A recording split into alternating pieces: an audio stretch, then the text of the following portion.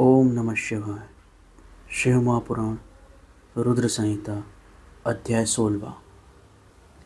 इस अध्याय में हम स्वयंभू मनु, शत्रुपा, ऋषि, दक्ष कन्या और उनकी संतानों का वर्णन पढ़ेंगे तथा सती और भगवान शिव की महत्ता का अध्ययन करेंगे।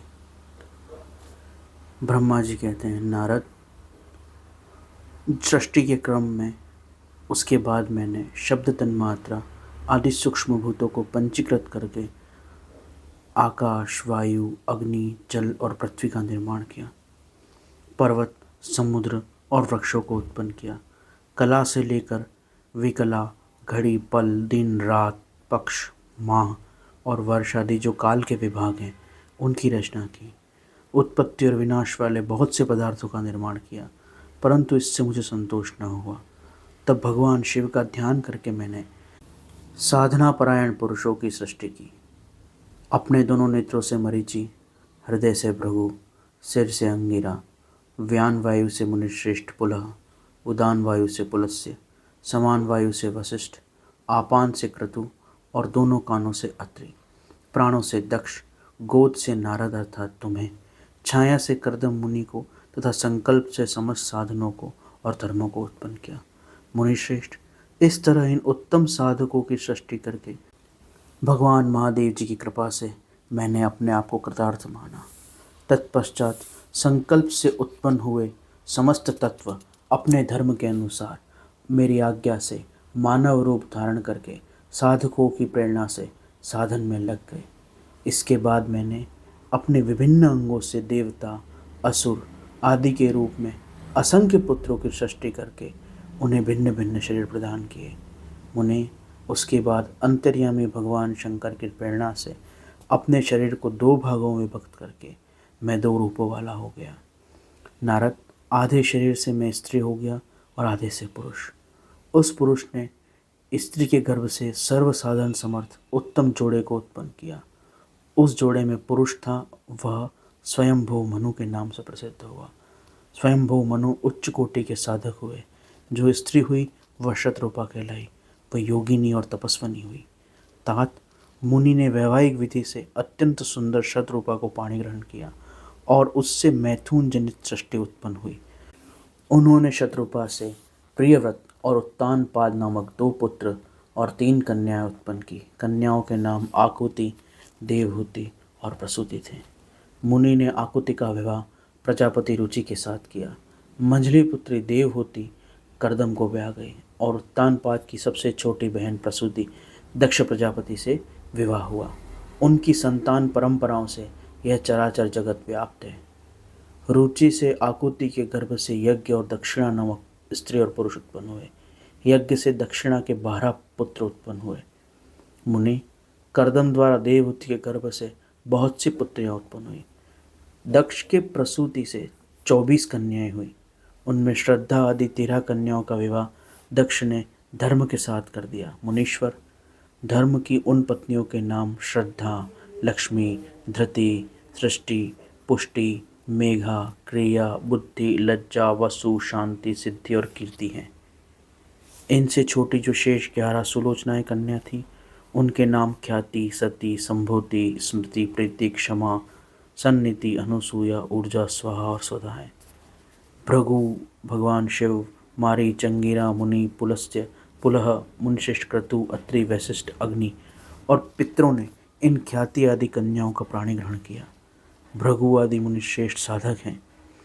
इन्हीं की संतानों से चराचर संपूर्ण सृष्टि और त्रिलोकी भरी हुई है। देवी सती लोकहित का कार्य संपादित करने के लिए दक्ष से प्रकट हुई। उन्होंने भक्तों के उद्धार के लिए अनेक लीलाएं की। इस प्रकार देवी शिवा ही सती होकर भगवान शंकर से ब्याही गई, किंतु पिता के यज्ञ में पति का अपमान देखकर उन्होंने अपने शरीर का त्याग कर दिया, फिर उसे ग्रहण नहीं किया। वह अपने परम पद को प्राप्त हो गई। फिर देवताओं की प्रार्थना से ही वे शिवा पार्वती रूप में प्रकट हुई। बड़ी भारी तपस्या करके भगवान शिव को उन्होंने प्राप्त कर लिया। मुनीश्वर, इस जगत में उनके अनेक नाम प्रसिद्ध हुए। कालिका, चंडिका, भद्रा, चामुंडा, विजया जया जयंती भद्रकाली दुर्गा भगवती कामाख्या कामदा अम्बा मृडानी सर्वमंगला आदि अनेक उनके नाम हैं जो भोग और मोक्ष प्रदान करने वाले हैं। ये सभी नाम उनके गुण और कर्मों के अनुसार है। मुनिश्रेष्ठ नारद, इस प्रकार मैंने सृष्टि क्रम में तुमसे वर्णन किया। ब्रह्मांड का यह सारा भाग भगवान शिव की आज्ञा से मेरे द्वारा रचा गया है। भगवान शिव को परब्रह्म परमात्मा कहा गया है। मैं, विष्णु और रुद्र ये तीनों देवता गुण भेद से उन्हीं के रूप हैं। भगवान शिव स्वतंत्र परमात्मा है, वह निर्गुण भी हैं और वह साकार भी हैं। इस प्रकार शिव महापुराण रुद्र संहिता अध्याय 16 यहाँ संपूर्ण होता है। इस अध्याय में जो हमने विशेष बात अध्ययन करी वो है कि धर्म की पत्नियों के नाम श्रद्धा, लक्ष्मी, धृति, तुष्टि, पुष्टि आदि। अगर हम व्यवहारिक रूप से देखें तो इस अध्याय के अंदर ब्रह्मा जी नारद जी से कह रहे हैं कि मैंने अपने शरीर को 2 भागों में विभक्त कर लिया, जो वास्तविकता में और व्यवहारिकता में संभव नहीं है। 2 भागों में शरीर को विभाजित करके आधे भाग से स्त्री बनाना और आधे भाग से पुरुष बनाना, यह भी कुछ अवैज्ञानिक और अव्यवहारिक तथ्य लगता है। परंतु अगर हम आगे इस अध्याय को पढ़ते हैं तो पुराण के इस अध्याय में ये बात भी आती है कि किस प्रकार ब्रह्मा जी ने आकाश से वायु, वायु से अग्नि, अग्नि से जल और उससे पृथ्वी की सृष्टि की। इस अध्याय के बिल्कुल आरंभ में ये बात ब्रह्मा जी कहते हैं। वैज्ञानिक रूप से अगर हम देखें तो भी यही क्रम है। पहले कुछ भी नहीं था, निर्वात था, उस निर्वात से आकाश की सृष्टि हुई। आज भी हम अंतरिक्ष की तरफ जाएं, अंतरिक्ष में कुछ नहीं है, निर्वात है। वहाँ पर प्रकाश के कण अथवा फोटोन भी बहुत तीव्र गति से इधर से उधर जा रहे हैं, लेकिन वहाँ पे किसी प्रकार के कोई अणु परमाणु की सृष्टि नहीं है। पर जैसे ही हम किसी ग्रह के वातावरण में और मंडल में प्रवेश करते हैं तो बिल्कुल ऊपर एक विरल वायु होती है जिसे हम आकाश कहते हैं। ब्रह्मांड को भी हम आकाश ही कहते हैं। तो उस ब्रह्मांड से ही धीरे धीरे विरल वायु का निर्माण हो रहा है जो ऊपरी मंडलों में होती है। वही वायु धीरे धीरे संघनित होती है। जब वो वायु संघनित होती है तभी अग्नि की उत्पत्ति हो सकती है, क्योंकि बिना ऑक्सीजन के ऊष्मा या अग्नि उत्पन्न नहीं होती।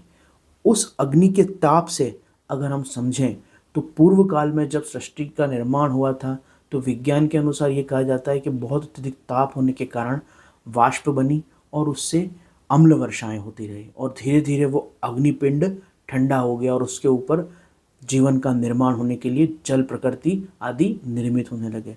तो हम जानते हैं कि अग्नि से अथवा ताप से ही जल निर्मित होता है और उस जल के कारण ही शीतल होकर लावे का ये पिंड पृथ्वी के रूप में एक उपजाऊ जमीन के रूप में विकसित हुआ, जहाँ पर पहले पहले वनस्पतियाँ हुई, उसके बाद एक कोशिकीय जलीय जीव हुए और उनसे फिर अलग अलग सृष्टि हुई। तो जो 5 तत्व इस सृष्टि के सबसे आधारभूत 5 तत्व हैं, उनके निर्माण का जो क्रम इस पुराण में ब्रह्मा जी कह रहे हैं, वही क्रम विज्ञान से भी प्रमाणित हो रहा है। तो हम ये तो समझ सकते हैं कि इस पुस्तक में कही हुई बातें अवैज्ञानिक नहीं है। हाँ, उसको जिस प्रकार से कहा गया है, जिस प्रकार के प्रतीकों का उपयोग करके, कथा बना के, व्यक्ति वस्तु के नाम और प्रतीक बना के इनको कहा गया है, वो हम जोड़ नहीं पा रहे हैं वास्तविक ज्ञान से। ये हमारी समझ की कमी है, क्योंकि इसको समझाने वाले, इसकी व्याख्या के जो ग्रंथ थे वो उपलब्ध नहीं है। हमारे पास पुराण है लेकिन उनके श्लोक पूरे नहीं हैं। उनकी जो व्याख्याएं थी, उसका जो स्पष्टीकरण था कि इसमें क्या कहना चाह रहा है लेखक, वो सब भी हमारे पास आज उपलब्ध नहीं है। इसलिए हम कुछ बातों को तो समझ पाते हैं कि किस प्रकार से ये 5 तत्वों के निर्माण का क्रम पूरी तरह से वैज्ञानिक है, लेकिन आगे जाके हम ये नहीं समझ पाते कि ब्रह्मा जी कैसे 2 टुकड़ों में विभाजित हो गए और 2 टुकड़ों में विभाजित होकर उन्होंने एक टुकड़े से स्त्री बनाई और अपने ही शरीर के एक भाग से पुरुष को बनाया। अब यह प्रसंग हमें अवैज्ञानिक लग रहा है। क्यों? क्योंकि हम सोच रहे हैं कि एक मनुष्य हो या कोई भी जीव हो या देवता हो, कुछ भी हो, वो 2 टुकड़ों में बट गया और उसके 2 भागों से अलग अलग स्त्री पुरुष बन गए। यह हमें काल्पनिक सी मनोरंजन कथा लगती है, परंतु इसकी वास्तविकता क्या है ये समझना बहुत जटिल है, क्योंकि इसकी व्याख्या करने वाले, इसे स्पष्ट करने वाले जो ग्रंथ थे वो है नहीं। इसका अध्ययन करने वाले आज जो लोग हैं, आज जो व्यक्ति हैं, उनका उतना गहरा अध्ययन नहीं है, क्योंकि जिस भाषा में ये लिखे गए उस भाषा पे पढ़ने वालों का, सीखने वालों का उतना कमांड नहीं है। इसलिए ये स्पष्ट करना मुश्किल है कि इसके अंदर क्या कहा जा रहा है। अब पंच तत्वों का क्रम तो हम इसलिए समझ सकते हैं क्योंकि आज के विज्ञान ने उसको प्रमाणित कर दिया है और वो आके हमारी पुराण की बात को प्रमाणित कर रहा है। विज्ञान ने विभिन्न पंच तत्वों के निर्माण का जो क्रम प्रमाणित किया है, वही क्रम हमारे पुराणों में है। इसलिए हम इस बात को समझ गए कि क्या कहना चाह रहा है पुराण। लेकिन उसके आगे जो ब्रह्मा जी की ये बात कही जा रही है कि वो दो शरीर में विभाजित हुए, ये अभी कहीं प्रमाणित हुआ नहीं है। और इसकी व्याख्या जिन ग्रंथों में कर रखी थी, जिनको इसकी समझ थी, वो लोग पिछले 1000 साल की गुलामी में अब रहे नहीं, वो पुस्तकें, वो ज्ञान अब रहा नहीं। इसलिए हमें लगता है कि यह वैज्ञानिक है। वास्तव में हमको ये समझ में नहीं आ रहा है कि ये बात क्या कहना चाह रहे हैं, क्योंकि इसे एक मनोरंजक कथा के रूप में, एक प्रतीकवाद के रूप में ढाल के कहा गया है और रुचिपूर्ण बनाने के लिए उसमें मनोरंजकता भी जोड़ी गई है। संभवतः यह द्विसूत्री विभाजन से संबंधित प्रसंग है कि किस प्रकार सर्वप्रथम गर्भ में कोशिका का द्विसूत्री विभाजन आरंभ होता है और फिर उससे धीरे धीरे भ्रूण और भ्रूण से फिर नए प्राणी का जन्म होता है। और वो प्राणी स्त्री भी हो सकता है, पुरुष भी हो सकता है। या हो सकता है कि ये प्रसंग ये बताना चाह रहा हो कि स्त्री और पुरुष के आधे आधे तत्व मिलके संतान की उत्पत्ति होती है। ये प्रसंग कुछ न कुछ वैज्ञानिक तत्व की तरफ ही इशारा कर रहा है। लेकिन ये जो प्रसंग है उसको जिस प्रकार से प्रतीक रूप में कहा है, उसको हम एज इट इज देखना चाहते हैं कि कोई मनुष्य दो टुकड़ों में काटा गया और उसके दोनों टुकड़ों से स्त्री पुरुष बने। इसलिए हम ये गलती कर जाते हैं कि हम इसको अवैज्ञानिक बोल देते हैं। अगला अगर आगे पढ़ें तो धर्म के साथ उनकी 13 पत्नियां थी। धर्म ने 13 पत्नी शादी करी। अब यहाँ पर अगर हम देखें तो धर्म के जो लक्षण हैं उसमें श्रद्धा, बुद्धि, मेघा, शांति, ये सब धर्म के साथ पाए जाने वाले गुण हैं। ये धर्म के साथ रहने वाली शक्तियां हैं या उसकी कलाएं हैं, ऐसा कह सकते हैं हम। धर्म का पालन करने वाले व्यक्ति के अंदर शांति होगी, लज्जा होगी, श्रद्धा होगी, आस्था होगी। तो यही धर्म की पत्नियों के नाम है। इसका अर्थ यह है कि यहाँ पे वास्तव में कोई धर्म नाम का व्यक्ति नहीं है जिसके साथ 13 स्त्रियों ने शादी करी है। यहाँ पर इस तरह से विभिन्न संततियों का वर्णन, मनु, शतरूपा, उनकी संतानों का वर्णन आदि जो किया गया है, उसमें यह बताने का प्रयास है कि धर्म के गुण लक्षण क्या हैं। अधर्म से किन की शादी हुई तो वहां भी ऐसे ही नाम है। अश्रद्धा, क्रोध, अनाचार, दंभ, ये सब संतानें हैं फिर अधर्म की ओर। तो कुछ विशेष गुण, उनके साथ आने वाली प्रभाव, उनकी शक्तियां आदि चीजों को स्त्री और पुरुष के जोड़े के रूप में यहाँ वर्णन किया गया है। ये भी हमको इस अध्याय में समझ में आता है। तो इस प्रकार से पुराणों के अंदर जब कुछ ऐसी बात हमें नजर आती है जिसको हम पूरी तरह समझ नहीं पाते हैं या जो हमको अव्यवहारिक लगती है, तो उसका कारण होता है कि प्रतीक रूप में पुराण कुछ कहना चाह रहे हैं, दृष्टांत के रूप में, कथनांक के रूप में पुराण कुछ कहना चाह रहे हैं, जो या तो किसी इतिहास की तरफ है या फिर किसी विज्ञान की तरफ है या किसी मनोवैज्ञानिक तथ्य की तरफ उसका इशारा है। जैसे शिव महापुराण में पूर्व में हमने अध्ययन किया कि जो भ्रूमध्य है या आज्ञा चक्र का स्थान है उसे ही अविमुक्त प्रदेश कहा गया है। और अविमुक्त प्रदेश किसे कहा गया है? काशी को कहा गया है।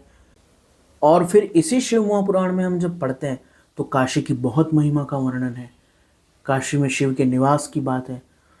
तो मुख्य रूप से ये पुराण बताना चाह रहा है कि जो आज्ञा चक्र आपके शरीर में ही स्थित है, जो ध्यान का मुख्य स्थान है, जहाँ पर ध्यान उन्नत होता है, योग के मार्ग में भी उसका महत्व बहुत बताया गया है, योग ग्रंथों में भी उसकी खूब महिमा गाई गई है। वही पर ध्यान करने से भगवान शिव का साक्षात्कार होता है। भगवान शिव की काशीपुरी या त्रिवेणी यही आज्ञा चक्र है जो आपकी भुवों के मध्य नासिका के पास उपस्थित है। तो बहुत सी गूढ़ बातें होती हैं जिनको संकेत रूप में, प्रतीक रूप में, दृष्टांत रूप में एक काल्पनिक कथा में ढक के पिरो के परोसा जाता है। होता उसमें योग का बहुत गूढ़ ज्ञान है, कोई बहुत ऐतिहासिक तथ्य होते हैं अथवा कोई वैज्ञानिक तथ्य होते हैं, परंतु इनका जो अध्ययन करने वाली संस्थाएं थीं, जो गुरुकुल थे, वो आज उपलब्ध नहीं है। इनकी व्याख्या करने वाले जो तत्व थे वो आज उपलब्ध नहीं है। तो हम उसको शब्दशः लेते हैं, उसका गूढ़ार्थ हमको नहीं पता होता है। गूढ़ अर्थ का मतलब होता है जो लिखा है वो कोडिफाइड है। अर्थात जो बात लिखी गई है वो इस प्रकार से लिखी है कि जब तक उसका वास्तविक अर्थ जानने वाला आपके पास उपस्थित नहीं होगा, आप उसका शब्दार्थ लगाओगे तो आपको सत्य का पता नहीं चलेगा कि वो क्या कहना चाह रहा है। उसके अध्ययन का एक विशेष तरीका होता है और उसको समझाने वाले ना तो ग्रंथ हैं, ना वो श्लोक बचे हैं और ना वो पढ़ने पढ़ाने वाले बचे हैं। वो व्यवस्था नष्ट है। और यही कारण है कि जब कहा जाता है ब्रह्मा जी के मुख से ब्राह्मणों की उत्पत्ति हुई, तो लोग इसको नहीं समझ पाते हैं कि ये क्या कहना चाह रहा है और इसे शब्दशः लेते हैं। यहाँ पर मुख से ब्राह्मण की उत्पत्ति का अर्थ ये नहीं है कि कोई चीज प्रकट हुई या किसी ने मुंह से जन्म लिया। यहाँ पर प्रतीक रूप से समझाया गया है कि जो बौद्धिक जीवी होते हैं, जो बुद्धिपूर्वक श्रम करके अपना जीवन चलाते हैं, उनके लिए उन्हें ईश्वर के मुख से उत्पन्न होने वाला बताया गया है। क्यों? क्योंकि वो बुद्धि का और बौद्धिक श्रम का कार्य करते हैं, बौद्धिक कार्य करते हैं, इसलिए उसको प्रतीक रूप में कहा गया कि उनकी उत्पत्ति मुख से हुई है। वास्तव में कोई जन्मा नहीं है मुख से, लेकिन इसका पाठ करने वाले और कथा सुनाने वाले भी और इसको सुनने समझने वाले भी इसका केवल शब्दार्थ स्वीकार करते हैं। और जब आप शब्दार्थ स्वीकार करेंगे तो फिर एक वैज्ञानिक समस्या आ जाएगी, व्यवहारिक समस्या आ जाएगी कि मुंह से संतान कैसे उत्पन्न हो सकती है, मुंह से कोई कैसे पैदा हो सकता है। तो ये वास्तविक बात है, ये व्यवहारिक बात है, ये सत्य बात है कि मुंह से संतान की उत्पत्ति नहीं होती है, मुंह से कुछ चीज जन्म नहीं लेती है। लेकिन मुंह से ब्राह्मणों की उत्पत्ति हुई, ये शब्द उपयोग हुआ है। मुंह से ब्राह्मणों का जन्म हुआ, ये शब्द उपयोग नहीं हुआ। और जब कहा गया कि उत्पत्ति हुई, इसका अर्थ प्रतीक रूप में कोई ये चीज कही जा रही है और उसका स्वाभाविक अर्थ ये समझ में आता है कि जो बौद्धिक श्रम करने वाले हैं, क्योंकि वो बौद्धिक श्रम करते हैं, इसलिए उन्हें भगवान के मुख से उत्पन्न होने वाला बताया गया। जो बुद्धिजीवी हैं उन्हें भगवान के मुख से उत्पन्न होने वाला बताया गया, क्योंकि वो बुद्धि का कार्य करते हैं, वो मस्तिष्क का कार्य करते हैं। तो ये प्रतीक के रूप में कही गई बातें। इसके और भी गूढ़ अर्थ हो सकते हैं, इसके और भी भाव अर्थ हो सकते हैं, इसकी और भी व्याख्याएं हो सकती हैं, परंतु वो उपलब्ध नहीं है। क्यों उपलब्ध नहीं है? क्योंकि 1000 साल के शासन में, मुगलों में, अंग्रेजों में कितनी चीजें नष्ट की गई, कितनी चीजें भ्रष्ट की गई। इसको पढ़ने पढ़ाने वाले जो इसकी ऐसी गूढ़ व्याख्याओं को, गूढ़ भाव को जानते थे, ऐसे लोग ही उपलब्ध नहीं है। और आज इनका महत्व ही नहीं रहा है, तो कोई इनका गहरा अध्ययन करता भी नहीं है। इसलिए जब साधारण लोग इसको लेके बैठते हैं और साधारण तरीके से पढ़ते हैं, तो जो मूर्ख होते हैं वो इसकी निंदा करते हैं, और जो सामान्य व्यक्ति इसको पढ़ रहे हैं और सुन रहे हैं, जो केवल श्रद्धा के आधार पर हैं, वो इसको डिफेंड नहीं कर पाते हैं, इसका बचाव नहीं कर पाते हैं। तो पुराण के अंदर तत्व वैज्ञानिक हैं, परंतु ये बात अलग है कि हम उस प्रतीक को, उस प्रसंग को, उस काल्पनिक कथनांक को नहीं समझ पाए कि ये क्या कहना चाह रहा है, इसका संकेत किस ओर है। ये हमारा अज्ञान हो सकता है कि हम नहीं समझ पा रहे हैं। बाकी पुराणों के अंदर जो दिया गया है, उसे अगर हम समझ पाएं, उसके प्रमाण हम खोज पाएं, उसे प्रमाणित कर पाएं, तो इसमें जो दी गई बातें वो ऐतिहासिक हैं, वैज्ञानिक हैं, वो दृष्टांत और साहित्य के अन्य गुणों से भरपूर है। हमारी बुद्धिमत्ता की बात है और हम उतने बुद्धिमान हो पाएं, हम उतने ज्ञानी हो पाएं कि जो गूढ़ अर्थ इसमें दिए हुए हैं, उनकी व्याख्याएं जो हमारे पास उपलब्ध नहीं है, उसे हम समझ पाएं। इस प्रकार 16वें अध्याय की विशेष व्याख्या के साथ रुद्र संहिता शिव महापुराण 16वां अध्याय संपूर्ण हुआ। शेष अगले अंक में। ओम नमः शिवाय।